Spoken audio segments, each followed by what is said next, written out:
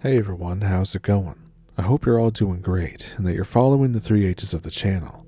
And in this video, have you ever been in the woods when everything went silent? When your heart rate picks up, you start to sweat, and you get the prickly feeling. Well, these encounters have something like that happening. So, if this sounds like something you're interested in, pull up a stump with me and let's get into it. Thank you for watching.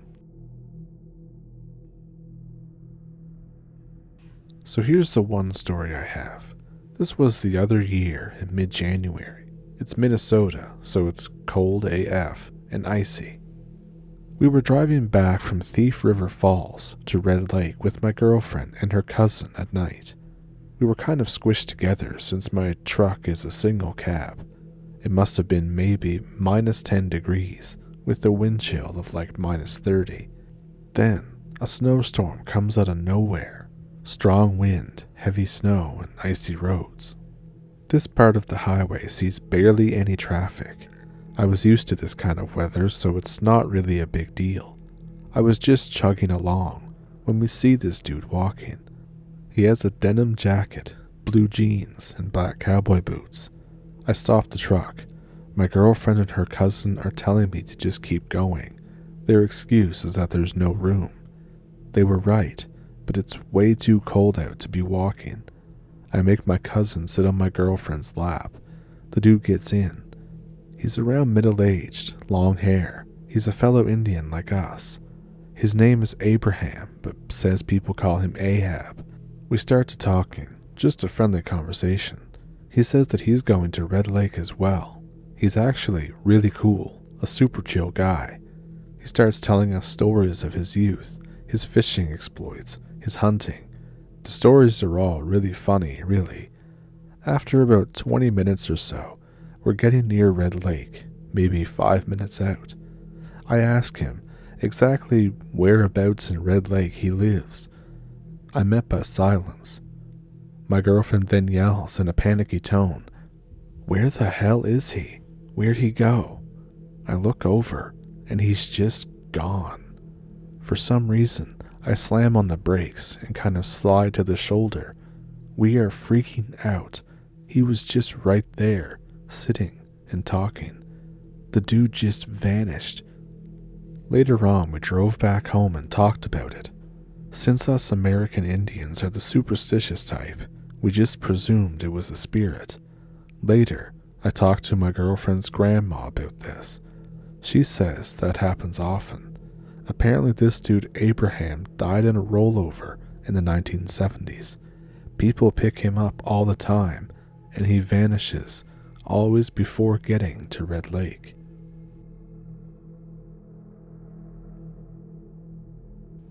So here's what happened. My friend and I had just moved to Portland, Oregon after college. One day, he asked me if he could borrow my .357 Magnum to take on a deer bow hunting trip. He was planning to go the next weekend near one of the national forests south of Portland. He didn't think he would need to use it, but he was concerned about the large bear population where he would be hunting, so I loaned it to him. He arrived at the hunting site deep in the woods at the end of a logging road around twilight.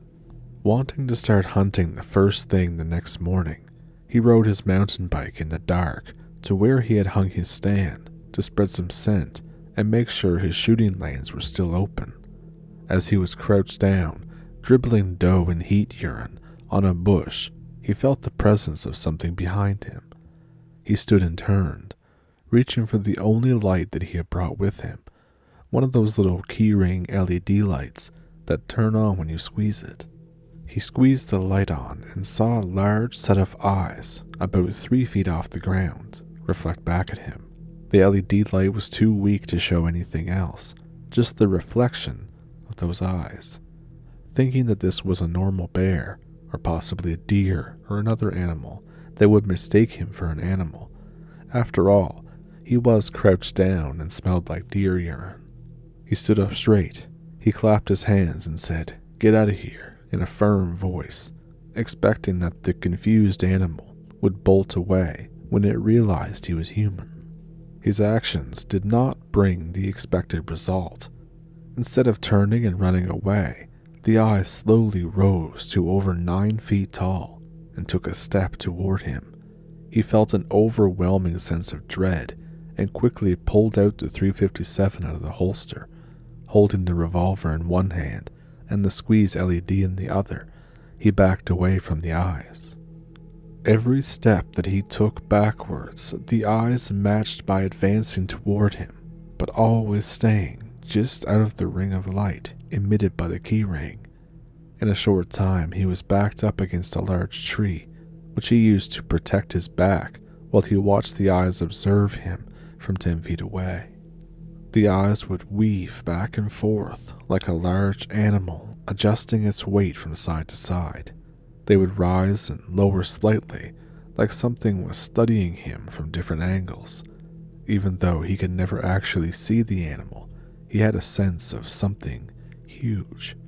The way it moved, the sound of the leaves and dander under its feet as it walked, the impressive amounts of air that were inhaled and exhaled as it breathed, and most of all, the height of the eyes as they towered over him, all indicated a creature of massive proportions. After an eternity, he lost sight in his eyes, but he could still hear the animal circling his position. More than an hour had passed since the last noise or sighting of the eyes. Sitting with his back against the tree and a cocked .357 in his hand, he decided it would be safe to leave the area. It was now 1 o'clock in the morning. He started walking to where he left his mountain bike. To his dismay, he heard the animal paralleling him in the thick brush. The beast followed him to his bike, not wanting to lose his sense of hearing, his only warning of the animal's position. He chose to push his bike back to the truck instead of riding it. It took him over 4 hours to push the bike back to his camp. When he thought the animal was too close, judging by the sounds it made in the underbrush, he would stop and wait. Every time he stopped, the animal would inevitably start to circle him again. When it sounded like its circuitous route took it a little further away, my friend would start pushing his bicycle again, only to repeat the same routine every 10 minutes or so throughout the torturous night. Finally, after a lifetime, he reached his vehicle and in an adrenaline and panic-induced sprint threw his bike in the back, started the truck and headed down the mountain. It took several miles before the heavy sense of dread and doom started to recede. As the adrenaline wore off, the shake started. He started shaking so bad that he was trying to keep his truck on the road until he pulled up to his house and into a kitchen chair. That's where I found him a while later, when I went over to feed and water his dog. After he told me what happened to him, I offered to go back with him and retrieve his camping gear and tree stand. He refused the offer and left his possessions to nature rather than return to the area. It's at that point that he said that he was sure it was a Sasquatch. Even though he hunts and fishes avidly as ever, he will never go back to that spot and avoids the entire region passionately.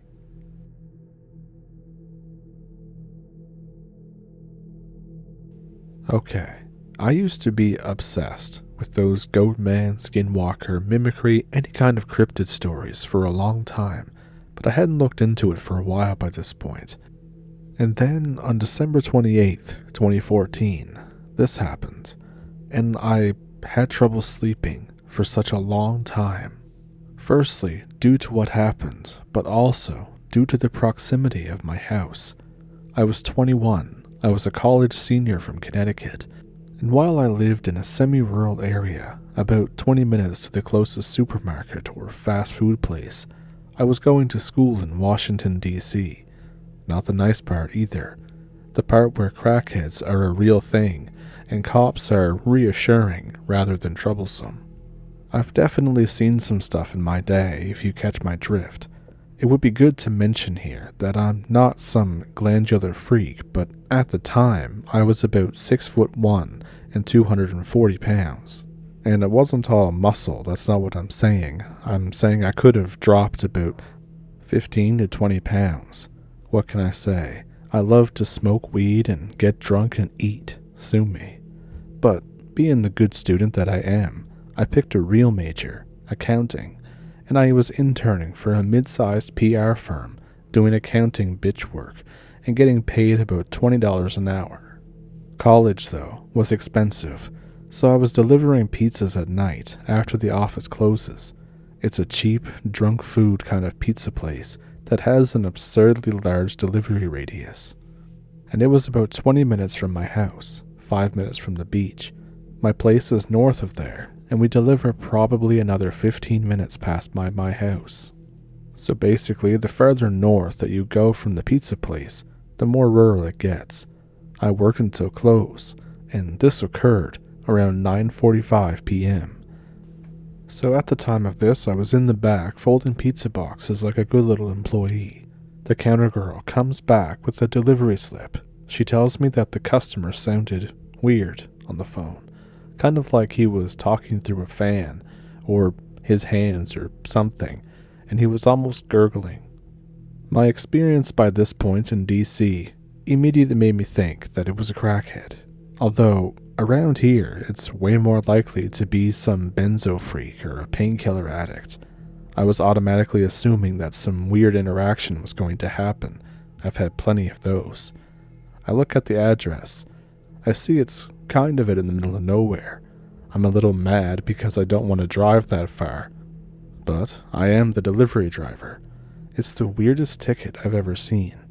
The guy ordered a large pizza with anchovies, ground beef, ham, sausage, pepperoni, literally $15 worth of extras. I go ask the counter girl if it's right. She says that she thinks so, but she couldn't really make it out, so she just did her best. She's like 16, so I cut her some slack. I just assumed that she was kind of distracted or daydreaming, and I call the number back. The phone rings 5, 10, 20, 30 times. There's no answer. I hang up and I call again. The phone goes right to, "The number you have dialed does not have a voicemail box that has been set up yet. Goodbye." And I thought, alrighty then. The manager decides to just make the pizza as ordered and proceed from there. So the first pizza that I delivered was to a hilarious family. They were totally blackout drunk. The couple invited me in for drinks, but I don't drink or smoke when I work, so I had to turn it down. When I got back from that round of deliveries, I was hoping that maybe the manager would have went and delivered the weird pizza, but surprise, no one did, and it's still my responsibility. So I begrudgingly take the pizza and get into my car. I enter the address into my phone. It's on a side street, adjacent to a park that locals call open space, which, despite the name, is about 500 acres of straight woods. And it's about 25 minutes away, basically the edge of our range. I put on some dubstep, you can judge me if I want to, and crank my turbo Subi. Again, judge me more. It was 2014. Out to this road. If you're not from a rural area, this can be hard to explain. Winter in the woods is scary. There is never a single sound, ever, unless there's something larger than a cat walking around. It's just you and dead silence. I finally get to this address. There are a few houses on the street, but they sit maybe 5 acres in, so they are spaced out a fair amount. I was looking for 1134. I pass a 1130, and then there's a long stretch of nothing, and then a 1144. I honestly just wanted to get this over with and get with the next delivery without getting stabbed by some pillhead over a pizza. I call the number. It rings and then stops. There's no second sound, but instead it's kind of like a buzzing or a weird humming noise. It's hooked up to my car stereo, and it's getting louder and louder until I just hang up because I don't want to ruin my speakers. My windows are fogging up because at this point I'm pulled over between these two houses, and right when I roll down the windows, I am overcome by an odor of decaying trash. It was just like driving through Newark, New Jersey. It was so gross that I put the car in first and I start pulling up toward the next house. At the end of the driveway, there's a stanchion with a light on top. I'm gonna pull into this house and knock and ask if maybe they gave the wrong number over the phone. This makes sense for a pillhead. I'm probably 100 feet away or so when I see someone step out of the darkness into the light at the bottom of the driveway. I think, good. This must be the weird guy that ordered. I was expecting this guy to be all over the place, leaning over and just being generally really screwed up. But the guy isn't. I stopped the car about 10 feet from him. He's wearing a black coat that looks 3 times too big for him, even though he's probably got 5 inches on me. I don't look at him at first. I was getting the pizza out of my car and change as I talk. Hey, sorry about the wait, but the call's pretty far. There's no response. I realize I should be watching him considering the signs. The smell is still pretty pungent, but I know it's not trash day. I get the pizza on the roof of my car. He's standing under the light on the opposite side of my car, so I go out of my driver's seat and went to the driver rear to get the pizza. I put the pizza on the roof of the driver rear. The guy is probably 10 feet away from the passenger rear. I finally pay enough attention to get a good look at him. He is kind of giant. He has no shoes. His jeans are ripped up, and there's stains everywhere. And this big jacket, as I mentioned. I look at his face. He has sunken eyes. I can't even see them with the light. And so far this whole time, the guy hasn't said anything. He's just stood perfectly still. I'm getting a little sketched out, so I stop the process and just stare at this guy. He's staring right at me with those freaky eyes. And upon looking, I realize that he's not standing still, per se. He's kind of bobbing side to side, but not with any fluid sense at all. His head kind of behaved like a car door, like how it stops halfway open, and you give it another shove and it stops it all the way open. I watch his head do this in no real pattern for probably 10 seconds. I was starting to get really uneasy between the stench, the head thing, the eyes, and not answering any of my questions or anything I'm saying. I stand frozen, so does he. Without breaking eye contact, I take the phone out of my pocket and hold it level with the roof so I can look at the guy and my phone at the same time. I go to recent calls. I call the number for the guy. I call it. The call starts going through, but I can't hear a phone anywheres. And then, out of the quiet of the woods, I hear faintly, so faintly, a cell phone ringing back in there maybe 50, 100 yards away. This is me kicking myself for not getting my concealed carry yet. The guy is just still standing there, still doing the head thing, but I swear his face curls into a smile. I finally get the courage to speak. I say, can you please come get this? Also, I think you may have dropped your phone when you were hiding a body or whatever you were doing in the woods. I nervously laugh, still thinking that maybe this guy dug too deep into the prescription bottle or found some PCP or something. I see his mouth open, his head still bobbing, feet planted to the ground. He makes sort of a low, guttural, quick grunt, and then a high grunt, and then a low one. They are soft, sort of like somebody clearing their throat slowly. I've shut the rear passenger door at this point, and I'm ready to just book it out to the driver's seat if I have to. Just as I go to call that phone again, I hear words. The phone's not mine. The pause between the and phone's not was way too long. Phone's not literally sounded like one word. The word mine came off like an octave higher. My mind is racing at this point. My knees are weak. I'm literally ready about to just peace out. I push the pizza to the far side of the roof away from me. I finally muster. Sir, you're freaking me the F out. I have a .45 and less than $20 on me. Please come take this so I can leave. When I say this, The head bobbing stops. His eyes are burning a hole through my skull. He opens his mouth again. It was his. What? I say, stunned. It was his. The phone was his. The guy comes toward the car. Not a step, more like a huge muscle spasm that propels him forward. The phone was his. He just repeats. I'm on the verge of tears at this point. I'm standing next to the open driver's side. The pizza is on the roof, over the passenger rear door. The guy jerk jumps once closer to the car. The phone is not his anymore. I blubber, wordless, and then gathering man balls, I scream, I'm gonna call the effing cops. Just take the pizza and leave.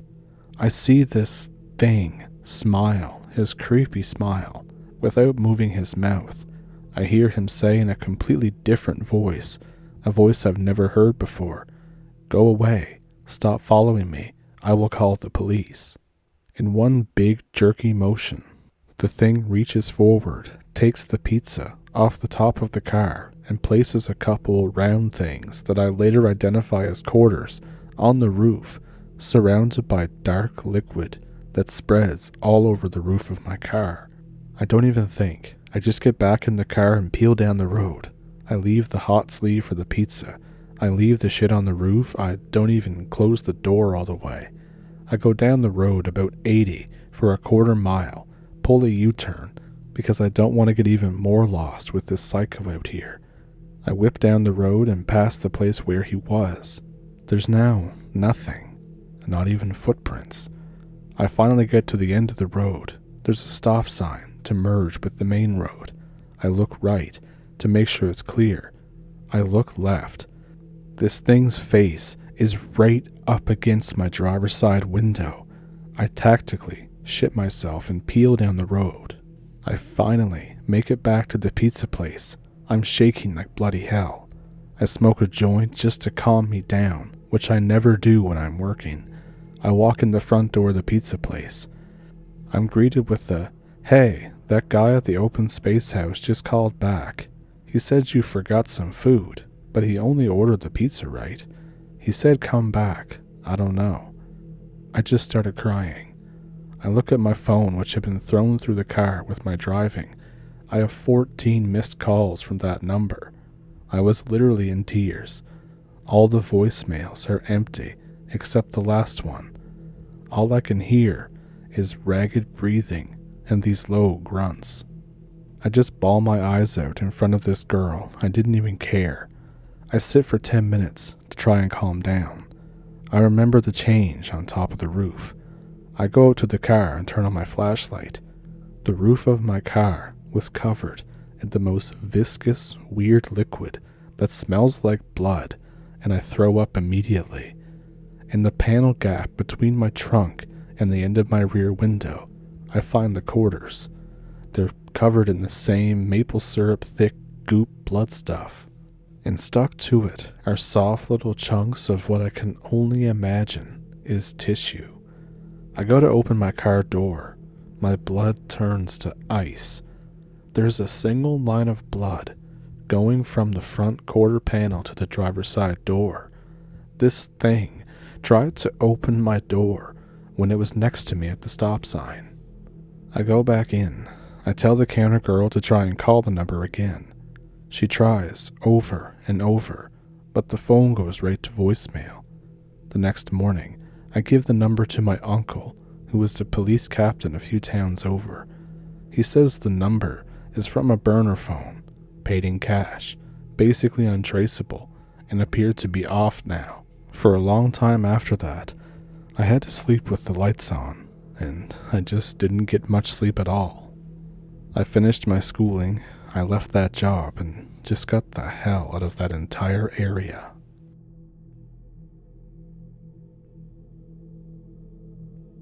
So those encounters were pretty scary, weren't they? If one of them stuck out to you, let me know which one it was down in the comments. As always, if you have one of your own, I have an email in the description below that you can send it to if you'd like to. Also down there are links to a PayPal and a Patreon if you would like to support the channel that way. And of course, there's super thanks here on YouTube. And just watching the video, commenting, liking, sharing, and all that free stuff really helps the channel too. So with all of that, if you're not subscribed yet, I hope you will. And yeah, I think I will leave you to the next one. Thank you for pulling up a stump with me. Thank you for watching, and I'll see you Friday.